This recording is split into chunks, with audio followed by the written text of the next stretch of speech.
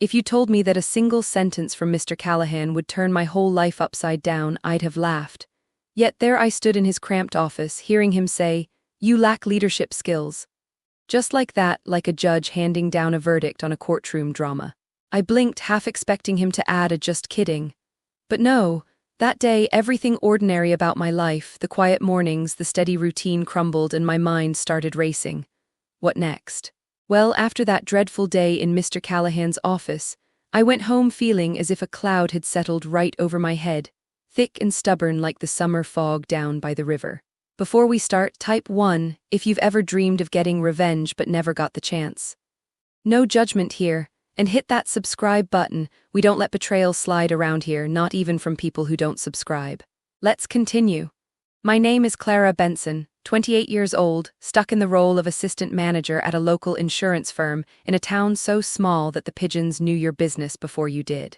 I'd spent the past 6 years working there, making sure the wheels turned smooth, the numbers balanced, and the clients never left scratching their heads. My mornings were always the same.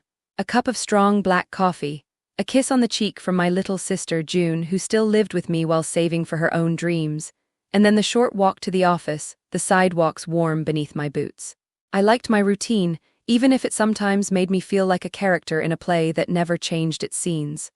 June, with her quick smile and relentless curiosity, often teased me about my boring life. "You ever think about doing something wild, Clara, like running off to New Orleans or opening a bakery?" she'd say one evening as we sat on the cracked porch peeling apples. I laughed then, but something deep inside me whispered that maybe I was due for a change, though I had no idea what shape it would take. The weeks after the leadership skills verdict from Mr. Callahan were strange. At work, his eyes seemed to follow me like a hawk, and sometimes I caught him muttering under his breath, "Not cut out for it, she's not." One afternoon, I overheard a conversation between two of the senior staff by the water cooler. They said things like, "Clara's good with details, but she just can't handle the pressure, and if she were really a leader, she'd have stepped up by now." Their voices were hushed, but I caught every word like a dog catching a thrown bone. I could have stormed off, demanded explanations, or resigned then and there, but instead, I kept my head down and smiled through the cracks in my confidence. At the same time, I began noticing the little things that mattered. How my colleagues handled their workloads, the way the boss's favorite, a young man named Eric, always managed to charm his way into every meeting, and how decisions were made behind closed doors while I was left out in the cold. One rainy Tuesday, June and I stopped at our favorite cafe after work. The place smelled of cinnamon and fresh bread, and the warmth wrapped around us like a familiar quilt. "Tell me what's really going on, Clara," June pressed, stirring her tea. I sighed. "It's like the higher-ups have decided I'm a mistake, not the right fit for leadership, they say." She frowned. "That's ridiculous. You're smart, organized, and you care." I nodded but knew that caring wasn't enough in a world where office politics and smiles hid daggers. That night, I started spending hours reading every book I could get my hands on about leadership. Biographies of women who'd carved their own paths, guides on negotiation and management, even a few business philosophy tomes that made my head spin. I watched interviews of successful entrepreneurs and listened carefully to podcasts where CEOs spoke about challenges and breakthroughs. I stopped going to the usual Friday night gatherings, preferring the quiet company of my own thoughts and the scratch of pen on paper as I jotted down notes and ideas. One evening, after closing the worn leather-bound book that taught about emotional intelligence, I found myself telling June, "If they think I lack leadership, maybe it's time I show them what that really means." She smiled wide, the firelight flickering in her eyes. "I'll be your first follower." Meanwhile, at work, I began to ask questions more pointed than before. I volunteered for projects others avoided and stayed late to learn the parts of the business that had always intimidated me: the budgeting, the client negotiations, even the messy paperwork no one wanted. I watched how Eric handled clients, his easy charm, but I also saw the cracks in his armor, how he sometimes ignored details and how his confidence sometimes bordered on arrogance. One afternoon, during a tense meeting about a new client acquisition, I spoke up, calmly and clearly, presenting ideas backed by solid data. A few heads turned, and for the first time I noticed a flicker of surprise in Mr. Callahan's eyes. Still, no one said a word about promoting me or reconsidering their opinion. But inside, I was building a fortress, brick by brick, skill by skill. I took night classes on business management, often sitting beside older students who had stories that made me realize I was just beginning. I attended local networking events, sometimes feeling out of place, but always shaking hands and learning names. Slowly, I was becoming the leader I was told I lacked, and I kept my ears open. One day, I overheard a whispered conversation between two executives in the hallway. "Did you hear? Clara's been taking extra courses." "Yeah, and she's been pushing for a new client pitch next month." Their tone was skeptical, but I noticed a hint of caution underneath. I smiled to myself and whispered, "Just wait." The morning of the meeting arrived with a gray sky that threatened rain, the kind that makes the world seem slower and a bit heavier. I'd spent the previous nights poring over every detail of the client's file, rehearsing my presentation in front of the cracked mirror in my tiny apartment. My heart felt like a freight train, an odd mix of excitement and dread. After all, this was the moment I'd been quietly working toward, though I still wasn't sure if they'd see me as anything more than the quiet girl in the back. I walked into the conference room to find the usual crowd gathered, the air thick with that peculiar office tension. Mr. Callahan sat at the head of the table, his mouth a tight line, and his eyes flicked toward me the way a cat watches a mouse. Eric, his usual smirk playing on his lips, lounged casually beside him, as if this were just another day at the park. "Clara," Mr. Callahan said, his voice clipped and cool, "we understand you want to present the pitch today." "Yes, sir," I replied, steady despite the butterflies in my stomach. The room grew quiet as I set up my notes and glanced at the faces that mattered. There was Janet from accounting, who always wore a skeptical frown, and Marcus from sales, who looked like he'd rather be anywhere else. Even June, who had somehow slipped in to support me, sat near the back with a bright smile and a sparkle in her eyes. I began, "Our client needs more than just numbers. They need trust, innovation, and a partner who understands their vision. I believe we can offer that by focusing on personalized service and clear communication." As I spoke, I noticed how the expressions shifted, some brows furrowed, others leaned forward, and Eric's smirk faded into something closer to annoyance. Halfway through, Marcus interrupted. "Clara, how do you plan to handle the tight deadline? Our resources are stretched thin."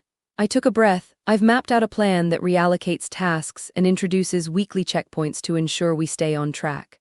I also identified a few external consultants who could step in if necessary, at minimal cost." Janet piped up, "And what about budget overruns? Those consultants won't come cheap."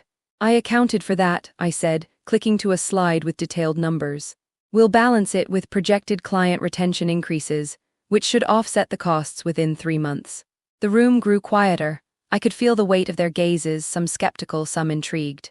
Mr. Callahan finally spoke, voice low but sharp. "It's ambitious, Clara, but can you lead the team through this?" The question hung in the air like a challenge. I looked around, feeling the tension coil tighter. "Yes, sir," I said, "because leadership isn't just about authority, it's about preparation, listening, and adapting. And I'm ready to prove that." A beat passed, Eric shifted, clearing his throat. "Well, it's certainly different from the usual approach." Then, as if to punctuate the moment, the door creaked open and in walked Mr. Daniels, the company's CEO. He looked tired but attentive, and when his eyes met mine, a flicker of interest sparked. "I've heard good things about this pitch," he said, voice carrying weight. Suddenly, the room's energy shifted. Mr. Callahan's jaw tightened and Eric's eyes narrowed. After I finished, Mr. Daniels asked a few questions, ones I'd anticipated and answered with ease.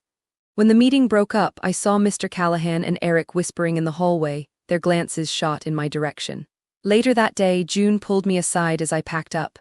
"You were incredible," they didn't know what hit him. I smiled, but inside, I was already thinking of what came next. Yet, as I left the office, the storm broke loose, not just in the sky but in the whispers that trailed me down the hall.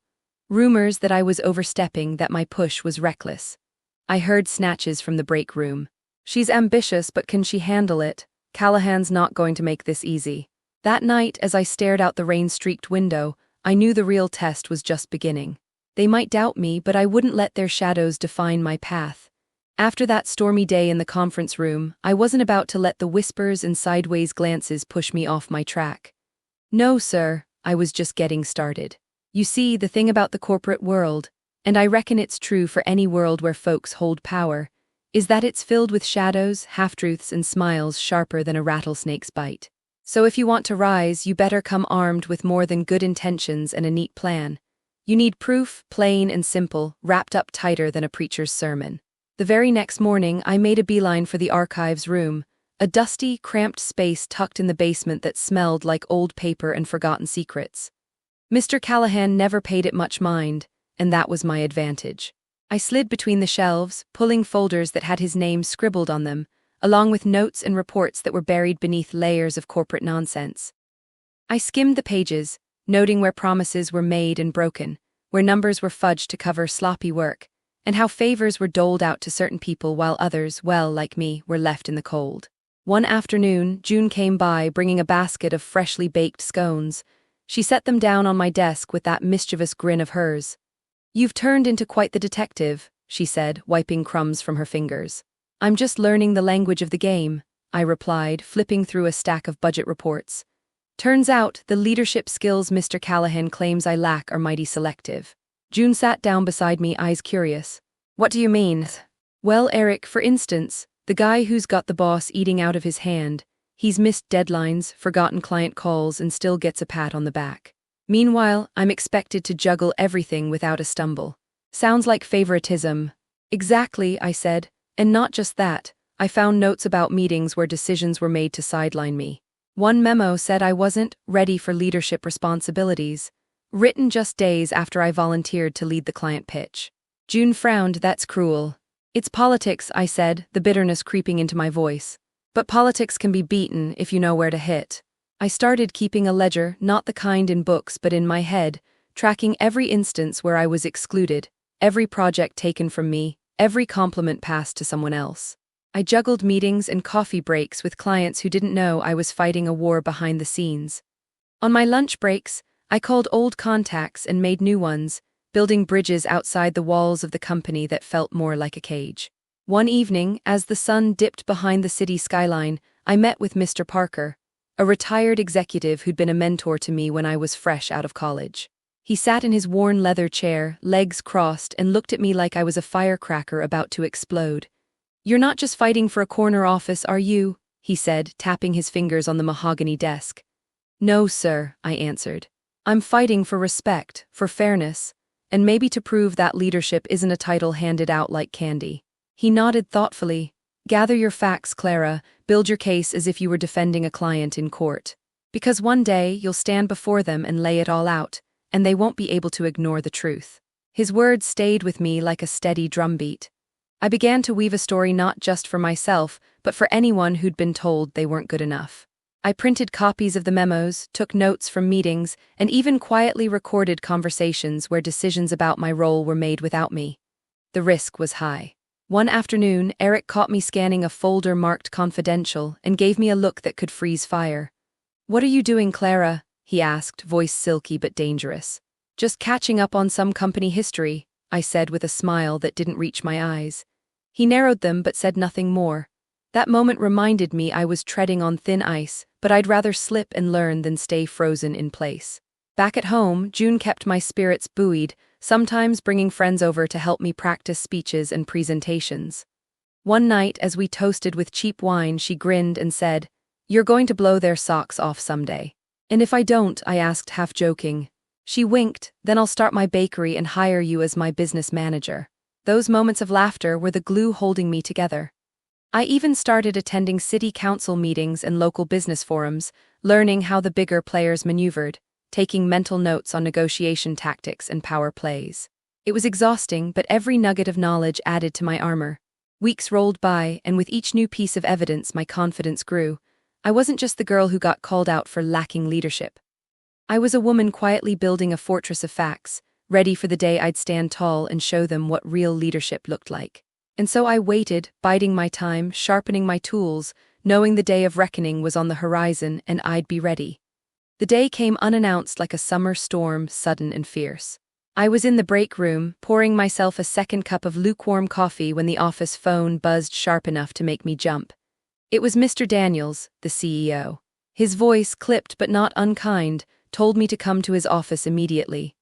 I tucked the papers I'd been sorting into my bag and smoothed down my skirt, heart hammering like a freight train.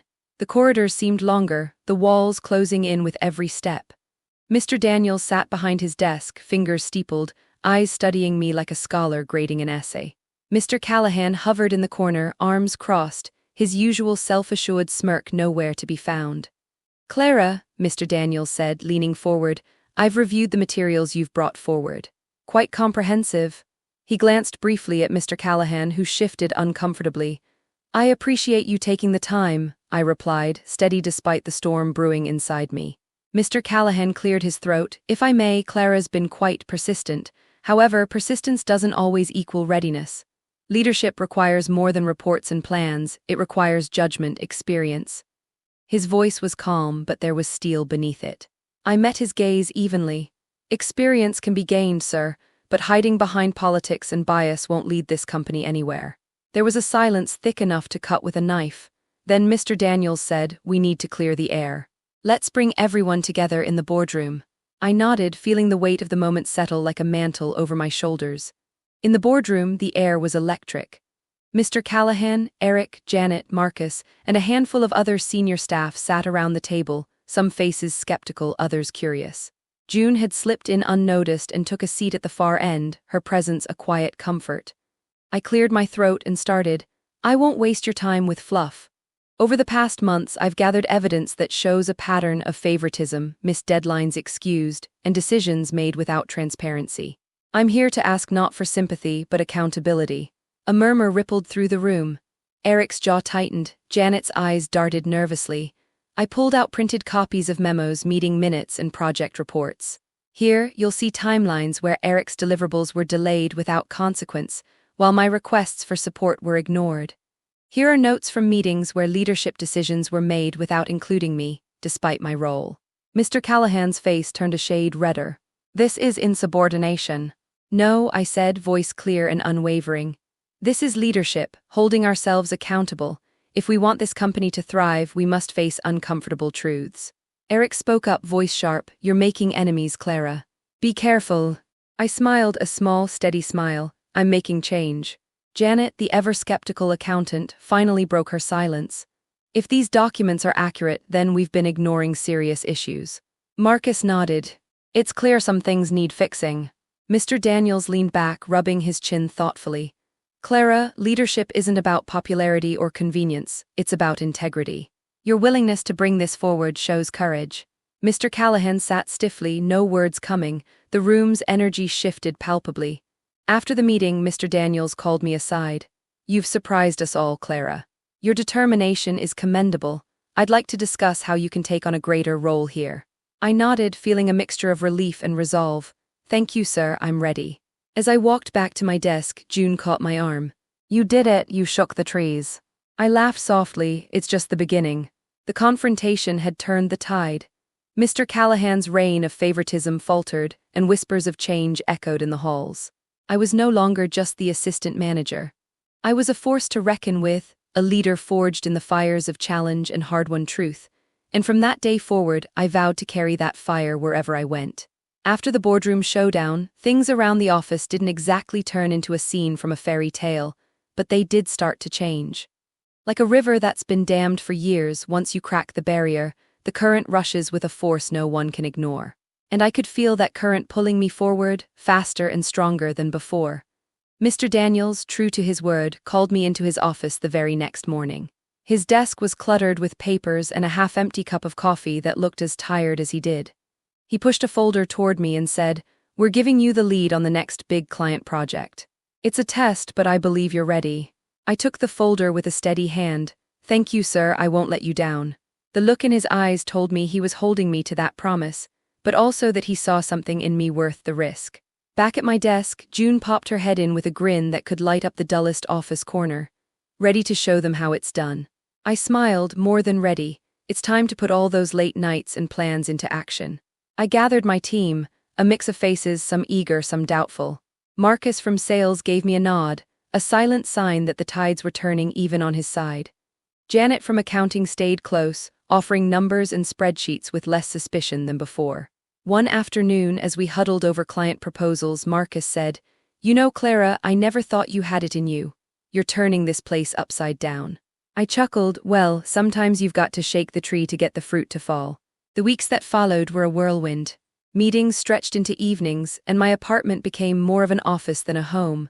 But every phone call that ended in a client handshake, every contract signed, felt like a small victory.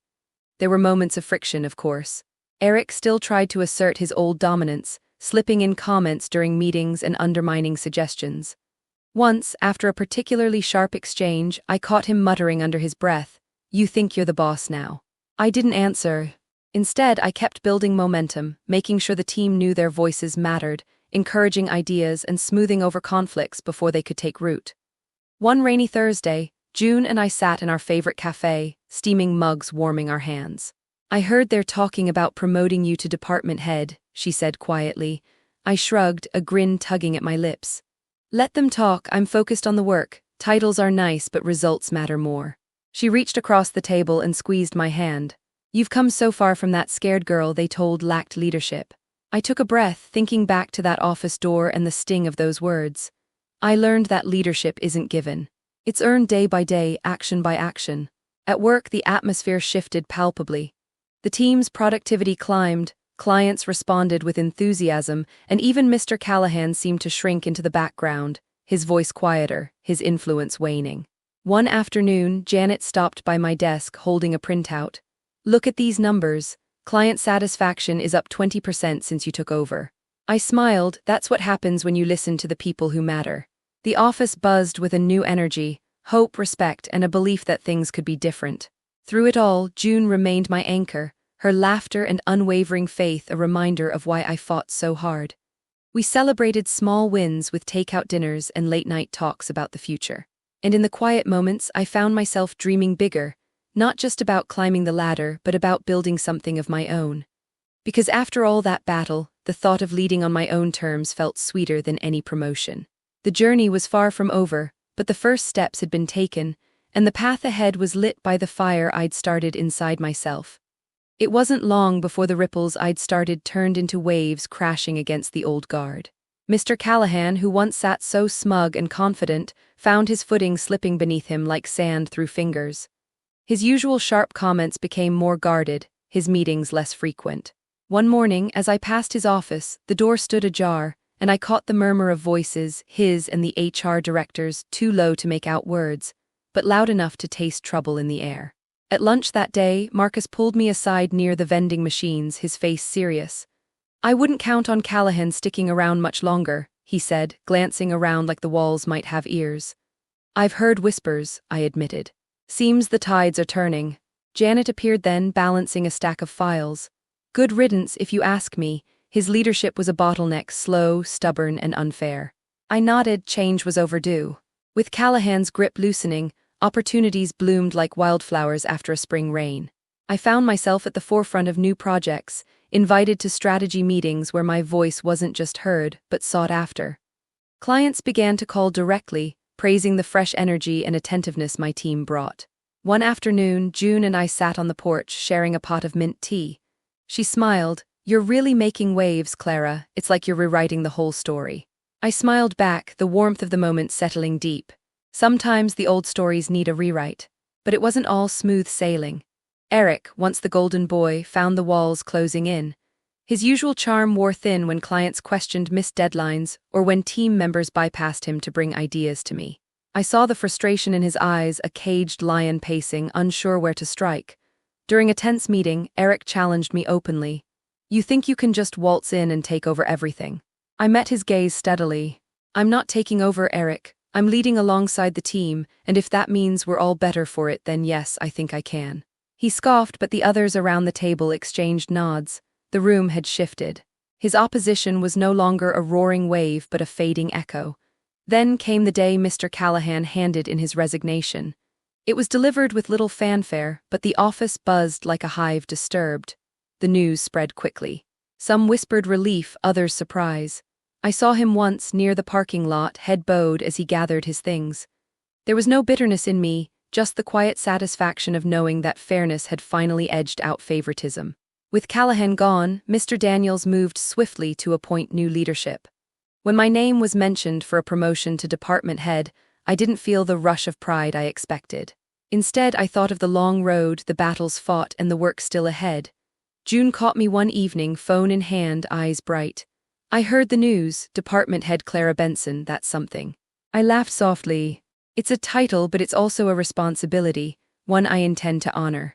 The new role came with challenges, budgets to balance, teams to unite, and expectations to exceed. But it also came with freedom, the freedom to shape the company culture, to mentor others who felt sidelined, and to prove that leadership is about lifting others up, not pushing them down. Financially, the change brought stability and growth. The projects I led brought in clients that secured bonuses and raised the company's profile. I found myself invited to industry events, meeting people whose names I once only read in magazines. One chilly evening, as I prepared for a conference, June teased, "Look at you, Clara, from the office underdog to the woman everyone listens to." I smiled, adjusting my jacket. Sometimes you have to walk through fire to find your true strength. The journey had transformed me. What began as a quiet rebellion became a powerful statement that with resilience, intelligence, and integrity, a woman could not only survive but thrive in a world that tried to hold her back. And in that transformation, relationships shifted, old alliances dissolved, new ones formed. I found respect where once there was doubt and friendship where suspicion lingered. Looking back, I realized the battles were never just about titles or recognition. They were about proving to myself that I was more than the sum of others' opinions, that I could stand tall, not just for me, but for everyone who'd ever been told they weren't enough. And so, with each new day, I carried that lesson forward, ready for whatever came next. I stood before the crowd at the industry conference, my voice steady as I shared the lessons forged in fires of challenge. In the back row, I caught a glimpse of Mr. Callahan, quieter now, eyes wide as he listened. After years of doubt and struggle, I'd carved a path not just for myself, but for others like me. June squeezed my hand from the side, whispering, "Look at you." I smiled, knowing this was just the start. Leadership, I'd learned, isn't given, it's earned every day in every choice. And as I stepped off the stage, ready for what came next, I felt free, strong, confident, and ready to write the next chapter on my own terms.